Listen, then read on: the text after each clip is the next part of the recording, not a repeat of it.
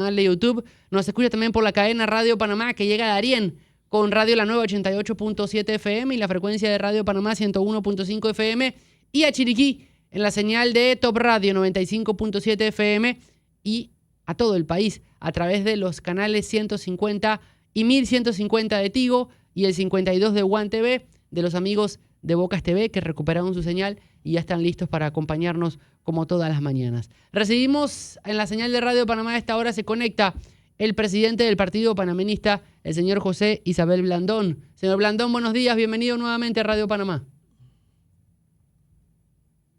No lo estoy escuchando, Manuel. Micrófono. Perdón, muy buenos días a todos. Buenos días. Señor Está Blandón, en su casa, señor Blandón. ¿Cómo analiza, Sí. por un lado, José Isabel Blandón? Aquí lo escuchamos todos los días en la política de debate, pero ¿cómo se analiza lo que está ocurriendo en el país? Evidentemente, la información que ocurrió ayer tras la revocatoria de la visa a Ricardo Lombana y al expresidente Martín Torrijos. Bueno, para empezar por lo primero de lo que está ocurriendo en general en el país, como bien ustedes señalan y coincido totalmente, hay una falta total de parte del presidente de voluntad para dialogar y resolver este problema sin tener que recurrir a la represión. Vamos al caso de Bocas del Toro.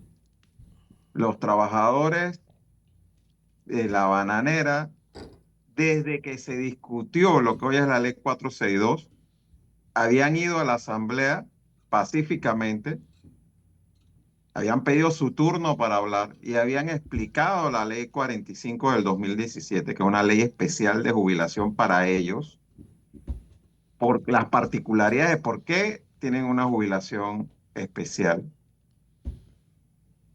Que no es que se jubilan antes, sino que hay un aporte mayor del normal por parte de la empresa bananera, y que les preocupaba que la ley que se estaba discutiendo fuera a afectar la ley 45. Se les prometió que no se iba a hacer. En las reformas que se presentaron el último día, que nunca se discutieron y que se aprobaron sin haberse discutido, había 4 artículos que reformaban indirectamente la ley 45. Entonces, cuando ellos salen a la calle porque no se les escuchó, la primera reacción del gobierno fue decir que eso era falso. Y cuando al final fueron los ministros y se dieron cuenta que no era falso, que era cierto. Y ahí es que se redacta el proyecto de ley, que demoran casi un mes en presentar a la Asamblea Nacional. ¿Cuál debió ser el camino correcto? El camino correcto es que los hubiesen escuchado cuando fueron a la Asamblea, para comenzar. Luego, el presidente, si estaba tan preocupado con la pérdida de empleo en Boca del Toro, debió haber ido personalmente a Boca del Toro y sentarse con la gente, escucharlo, entender la posición, no solamente de los sindicatos bananeros, sino de los otros grupos que están protestando en Boca del Toro, y buscarle un acuerdo y decir, bueno, mira, vamos a llegar a este acuerdo, vamos a hacer esto, vamos a hacer esto, vamos a hacer esto, en un mes volvemos a hablar, y te aseguro que no estaría pasando lo que está pasando ahora mismo. Voy a poner otro ejemplo. Azuero ahora mismo está sin agua potable. ¿El presidente ha ido allá? No. No. Yo soy de Azuero, cédula C. He hablado con mucha gente allá y la gente está molesta porque dice, está pasando esto y el presidente ni siquiera ha venido acá. Y no es que la presencia de él resuelva todos los problemas, pero hombre, demuestra interés. Es un gesto que aunque sea simbólico, crea empatía con la gente y genera cierta confianza, pues. Ajá, entonces, cuando la gente allá se moleste, para no decir la palabra castiza en panameño, y salga a la calle en Herrera y Los Santos, porque ya no aguanta la situación, entonces va a ser culpa de ellos. Y es que son violentos, y es que son comunistas, y es que son quién sabe qué otra cosa más. Gobernar no es mandar desde la presidencia, gobernar es también tener esa disposición de ir a las comunidades cuando hay crisis como esta y buscarle solución junto con la gente para entender, escucharlo y entender cuál es la molestia de las personas. Eso no está pasando en estos momentos. Y esa es la raíz del problema. Pues, les reitero, No es que la gente no fue a la asamblea a plantear sus inquietudes, fueron todos. Pero aquí se aprobó toda esa ley que dicen que fue la más consultada. 90 y pico artículos de esa ley se aprobaron después de que se habían acabado las intervenciones de los diputados en la asamblea. Se presentaron después, nunca se discutieron y aún así se aprobaron. Y los diputados lo aceptaron. Y los diputados lo aceptaron. Terrible, terrible. Si lo vemos desde ese punto, presidente Blandón, ahí hay una confabulación de dos órganos del Estado para el que lo hizo y el que se prestó para que se validara. Tanto, o sea, el Ejecutivo que jugó sucio y el Legislativo que se dejó engañar o que se prestó para el engaño.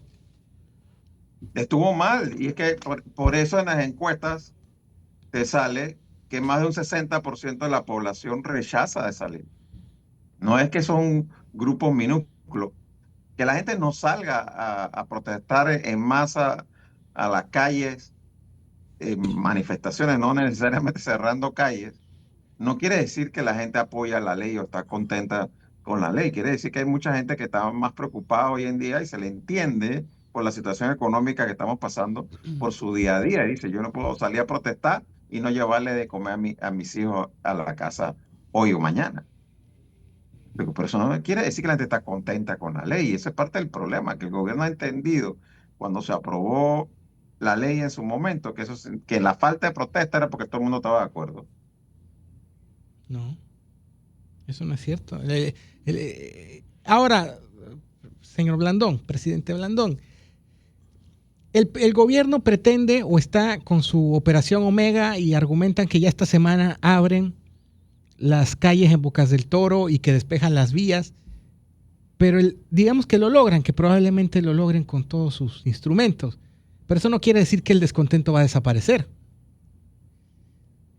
Para nada. Y mira, el reporte que tengo yo de Bocas del Toro al conversar con la gente con la que tengo más directa comunicación, que es la membresía y los líderes del Partido Panameñista allá en la provincia, realmente esta famosa operación Omega, en vez de resolver el problema, lo ha empeorado. Y vamos al caso de Almirante. En Almirante, el día sábado, había un solo cierre en el pueblo de Almirante. Llegó la policía con la operación Omega y se pusieron a disparar bombas lacrimógenas en el centro del pueblo donde no estaban cerrando la calle. Y eso generó el descontento generalizado que terminó agravando el problema que supuestamente iban a resolver. Y ayer estaba cerrado todo el pueblo, no hubo una calle. Pero señor Blandón, usted sabe también esto que que he observado yo también en relación a este asunto de la represión contra las comunidades indígenas. Chuleta, quisiera estar equivocado, pero yo siento que esa brutalidad policial que se ejecuta contra los hermanos originarios es un elemento horroroso de discriminación racial en contra de los indígenas por ser indígenas. Y ojalá yo me equivoque, pero igualmente han habido declaraciones de empresarios, declaraciones del Ejecutivo, ninguneando, por no decir una palabra peyorativa, a la comunidad indígena.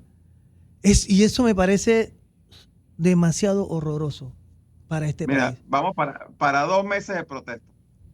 ¿Dónde han sido las represiones más duras?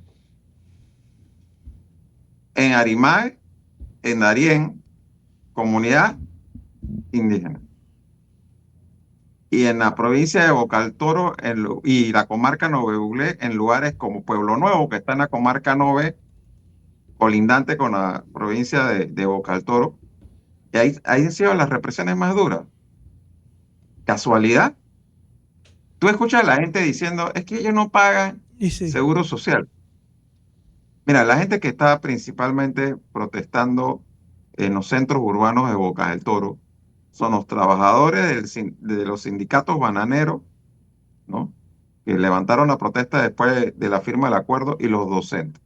Ambos grupos cotizan al Seguro Social, pero muchos indígenas que son trabajadores estacionales, o sea, que trabajan en producciones agropecuarias que se dan por estación en el año, no durante los 12 meses del año, durante el tiempo que laboran, pagan Seguro Social. Y si no lo pagaran, el problema no está en ellos, porque no es que no están trabajando, el problema está en quien nos emplea y no paga Seguro Social. Entonces, decir que que los indígenas prácticamente ninguno paga Seguro Social no es del todo correcto.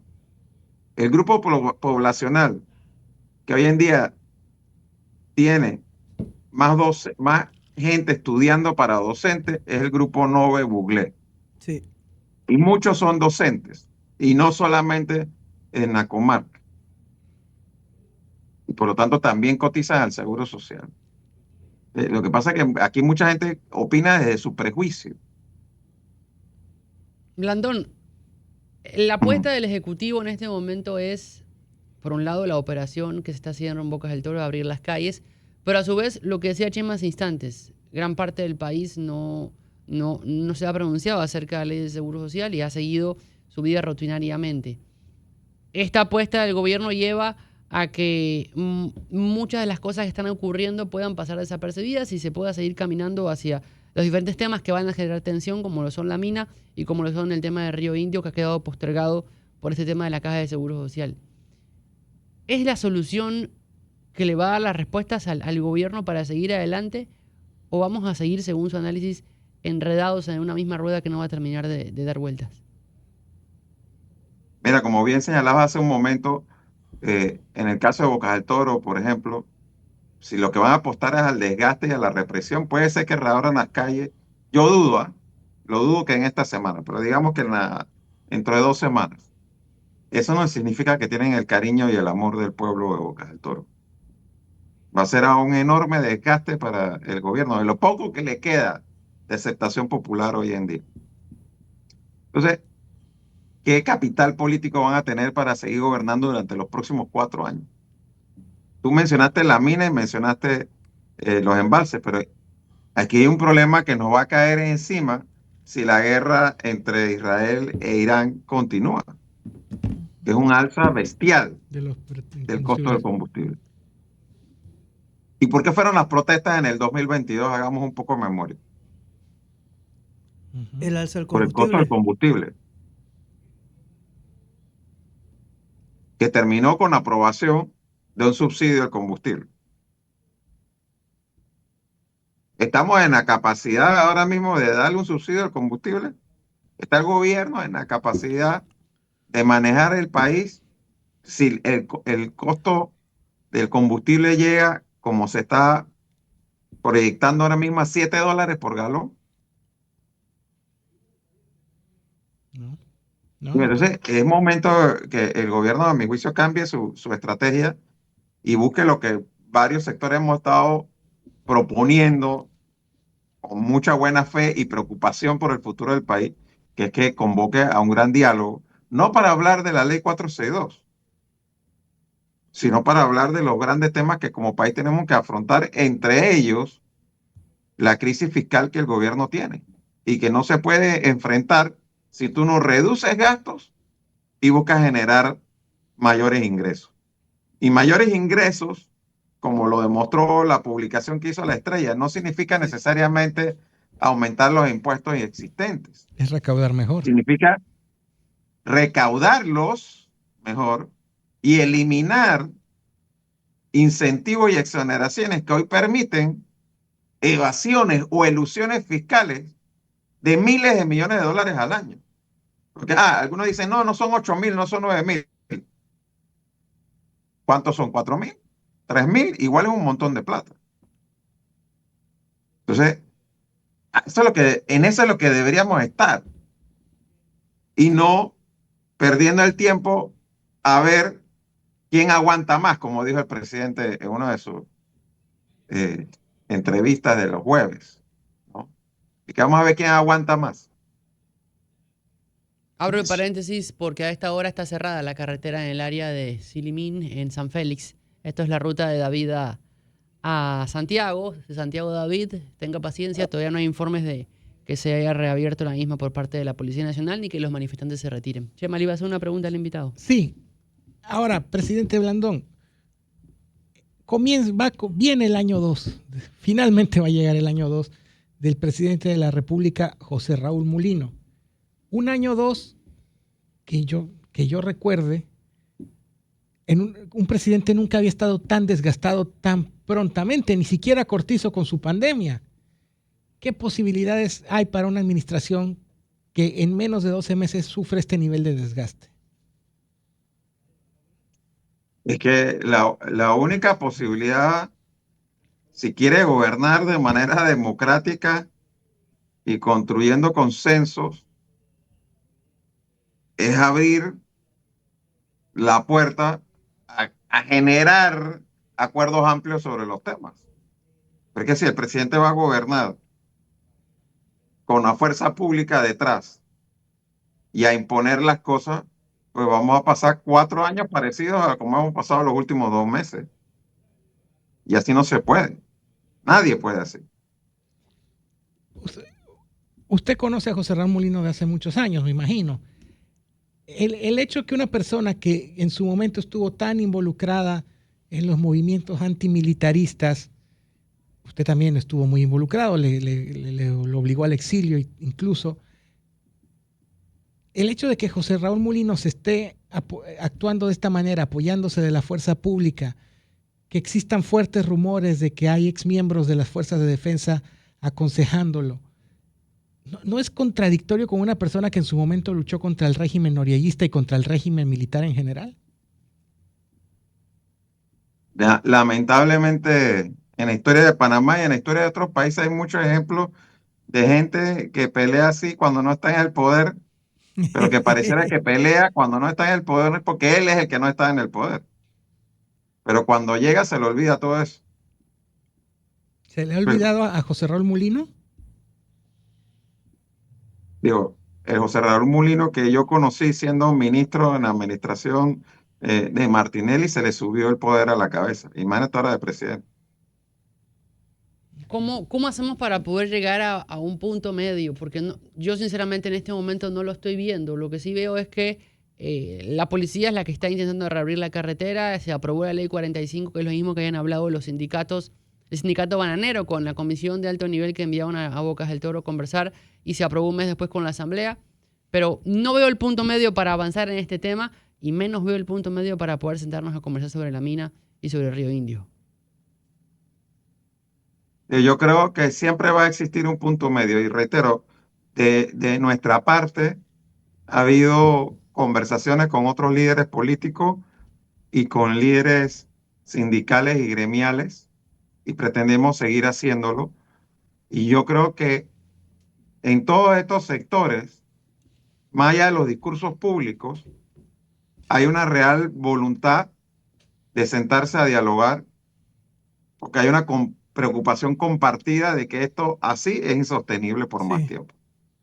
Pero si pareciera que la apuesta del gobierno es que como es insostenible por más tiempo, ríndete tú.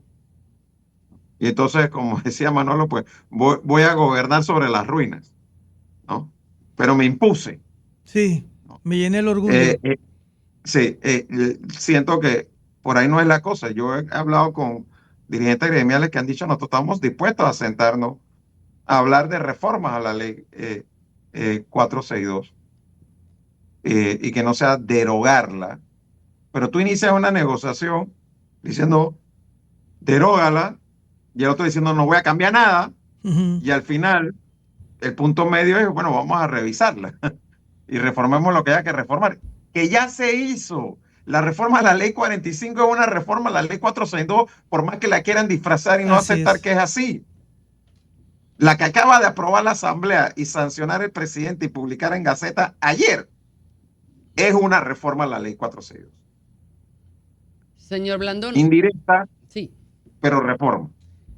Le cambio el tema. ¿Cuál es la situación actual del Partido Panameñista con respecto al cambio de autoridades, al Congreso que debía hacerse? ¿Cómo está el asunto? Bueno, mira, lamentablemente el juzgado electoral el día viernes falló la impugnación que se presentó por parte de Dionisio de Gracia, dándole la razón al impugnante y dejando sin efecto la resolución del directorio que convocaba a la convención, que bueno, la convocaba para mayo, incluso ya eso hasta cierto punto es hasta sustracción de materia porque ya la fecha pasó.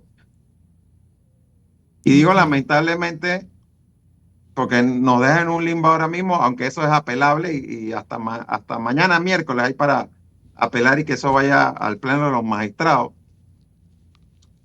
porque las razones que utilizó el juzgado electoral para dejar sin efecto la resolución son las que algunos en su momento advertimos que estaban mal en la convocatoria, pero aún así votamos a favor.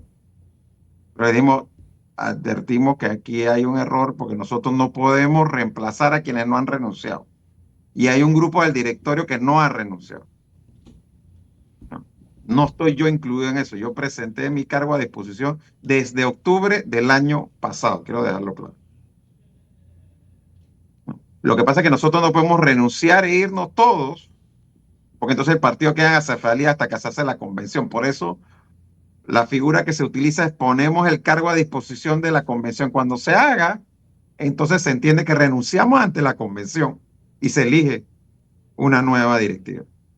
Entonces, ahora mismo no hay una fecha para una convención. Ahora mismo sería una fecha probable si en algún momento ya hay una convocatoria en firme, ya sea que el Tribunal Electoral en el Pleno revoque la decisión del juzgado y confirme la convocatoria o se tenga que hacer una nueva convocatoria. En cualquiera de los dos casos no vemos que vaya a haber una convención, sino como hasta septiembre, octubre de este año. Y hablando del partido panameñista, señor Blandón, ha empezado a circular por ahí comentarios, hay quienes tuitean y escriben #Varela 2029. ¿Cómo lo ve usted? Mira, es muy temprano para hablar de candidaturas hacia el 2029. Yo tengo mi propia interpretación de esa que me la reservo. Pero aquí con el país como lo tenemos ahora mismo, yo estoy bastante preocupado con cómo va a terminar el 2025 para estar pensando en el 2029. A ver si llegamos al 2029 primero que todo, ¿no? ¿Va a buscar José Blandón la reelección a la presidencia dentro del partido panameñista?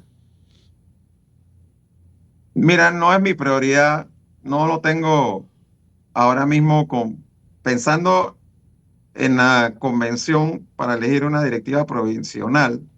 Yo no lo estoy viendo ahora mismo.